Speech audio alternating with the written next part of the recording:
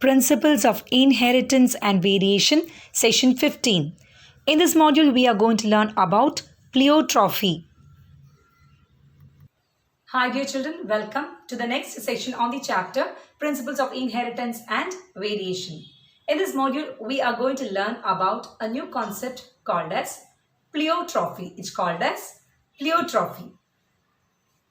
So far we studied the phenomenon or the inheritance in which one gene controls the inheritance of one character.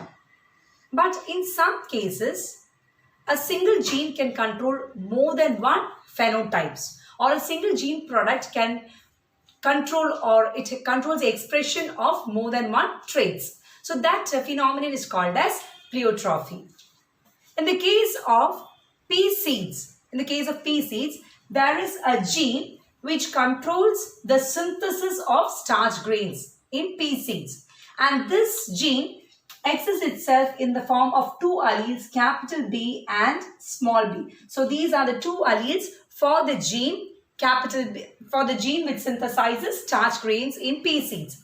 And this capital B, small b, what are the different combinations it exists? It can be capital B homozygous, small b homozygous, and capital B, small b heterozygous. So these are the possible genotypes. Now let us consider its phenotype. When the genotype is capital B homozygous, large amount of starch is being synthesized, and as a result, large starch grains are produced. Large starch grains are produced in the seeds which has the genotype capital B. And when the genotype is homozygous, small b, the amount of starch synthesized is less, and as a result, small starch grains are produced. Small starch grains are produced.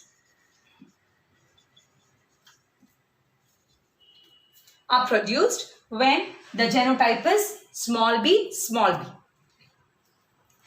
Now, when we consider the shape of the seeds. So this was the phenotype with regard to the size of the starch grains. When we consider the shape of the seeds, what are the traits? Round and wrinkled. When the genotype is capital B, the seeds, once it gets matured, the shape of the seeds are round. Whereas this genotype, the small b, the shape of the seeds are wrinkled. Whereas in the case of the heterozygous condition, capital B, small b, the size of the starch grains were intermediate. It was intermediate. Whereas when we consider the shape of the seed, in the case of heterozygous condition, they were round seeds. Now, what do you understand from what I have written over here? Capital B produces large starch grains and round seeds. Small b produces small starch grains with wrinkled seeds. Whereas the heterozygous condition, capital B, small b produces intermediate starch grains. And the seed's shape was round. So when we consider the shape of the seed, round is dominant over wrinkled. And that is why in the heterozygous condition, the round was expressed.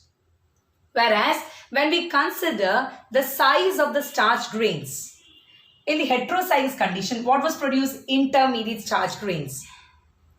And in that condition, we can tell that it expresses incomplete dominance. Okay, so heterozygous condition, capital B, small b, when we take into consideration the size of the starch grains, it is incomplete dominance. But when we consider the shape of the seed, it is completely dominant. So in this, we can see that a single gene controls more than one phenotype, that it is controlling starch grain synthesis along with the shape of the seed.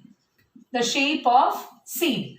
And so such a phenomenon in which a single gene controls multiple phenotypic expressions is called as pleiotropy. It is called as pleiotropy.